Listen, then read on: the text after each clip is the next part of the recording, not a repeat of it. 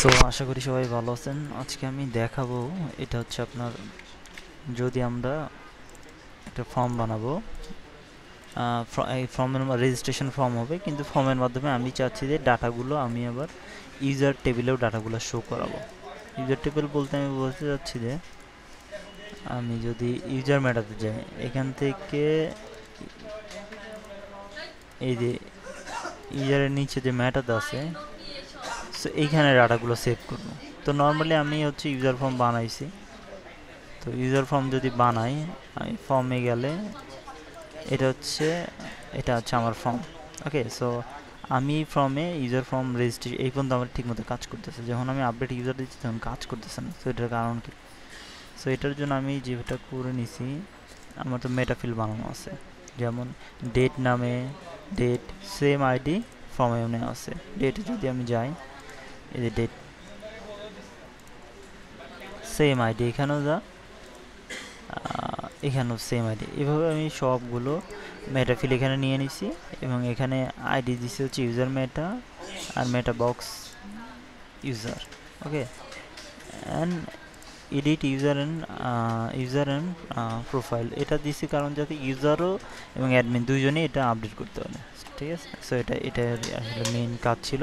এখন আমি যদি ফর্মে যাই, ফর্মে আমি চাচ্ছি আমি নর্মালি যে ফর্মটা বানাই, আপনার ভেরিফিকেশন অ্যাডমিনিস্ট্রেটর দিয়ে বানাইছি, ফর্মটা বানাইছি, আমার ফর্ম বন্ধ কাজ করে। কিন্তু আমি চাচ্ছি এখন যে আপডেট ইউজার, এটা যাতে এই ফর্ম রেজিস্ট্রেশন ফর্মের মাধ্যমে আবার আপডেটের ইউজার ডাটাটা আপডেট হবে। তো এটার জন্য আমি এটা নিছি। তো এইটা নিয়ে আমি আমার এই ভেরিফিকেশনটা কাজ করতেছে হচ্ছে এই যে রেজিস্ট্রেশন ইমেইল, এখান থেকে আমার add user ID from data, এই রেজিস্ট্রেশন যখন করবে তখন আমি ইউজারের ডাটাটা ধরবো।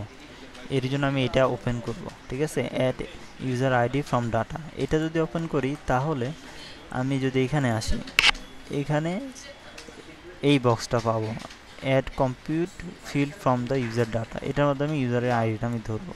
ঠিক আছে, অ্যান্ড আমি যেহেতু ইউজারের এইটা ধরতেছি, কিন্তু এখানে আমি ইউজার যেহেতু মেইল সাবমিট করতেছে রেজিস্ট্রেশন ফর্মে, এখানে আসলে মেইল সাবমিট করতেছি, এই যে মেইল সাবমিট করতেছে। ঠিক আছে, ইউজারের আইডি এখানে আমি এখান থেকে নিতে পারতেছি না। তো ইউজারের আইডি নিতে পারতেছি না দেখে আমি একটা কাজ করে এখানে কন্ডিশনটা, এই ডিফল্টে প্রসেসটা এটা আমি রিমুভ করে দেবো। রিমুভ করে আপডেট করে দিলেই এই যে টার্মস অন ভেরিফিকেশান, এটার ডিফল্টটা রিমুভ করা আছে। সো এটা যদি আমি অন করে দিই, মানে ডিফল্ট করে দিই, তাহলে এই সাবমিটটা কাজ করবে না। ঠিক আছে, সো এই কারণে আমি এটা আপনার হচ্ছে ডিফল্ট যে থাকে এটা না, ডিফল্ট প্রসেস এটা আমি ক্যান্সেল করে দিয়ে আপডেট করে দিচ্ছি। আপডেট করে দিলেই, আর এটা বসাবো হচ্ছে একদম সেভ ফর্ম লাস্টে থাকবে, তার আগে এটা বসাবো আপডেট ইউজার। এটা এবার সেভ করে দিলে আমার আশা করি ফর্মটা কাজ করবে। সো এখন যদি আপনি ফর্মটা দেখেন, ফর্মটা কাজ করবে।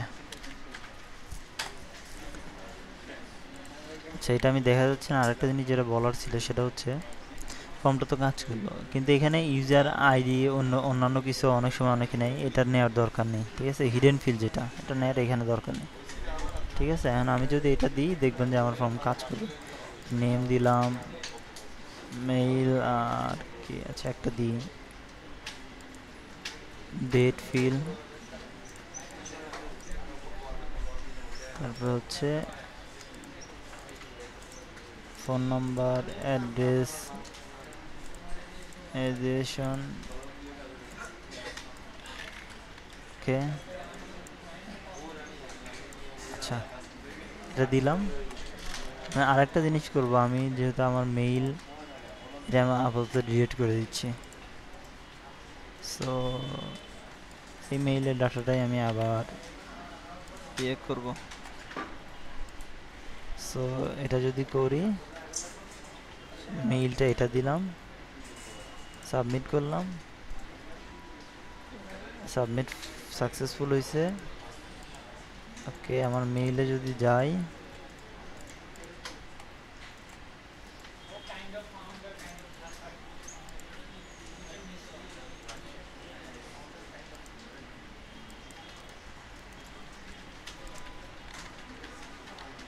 এখানে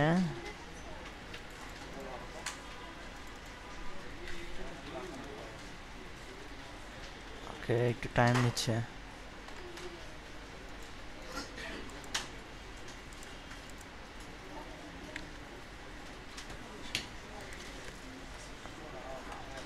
এটা হওয়ার সঙ্গে সঙ্গে আমার হচ্ছে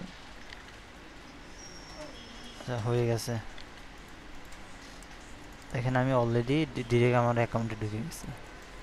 সো এখন যদি আমি দেখি আসলে আপডেটে ইউজার আইডিগুলো আপডেট হয়েছে কিনা, এখানে যদি আসি এখানে চলে আসছে। সো এখান থেকে নিচে গেলে এই ইউজারের ডাটাগুলো আপডেট হয়েছে। সো এইভাবে আমরা কাজ করতে পারবো। সো ধন্যবাদ।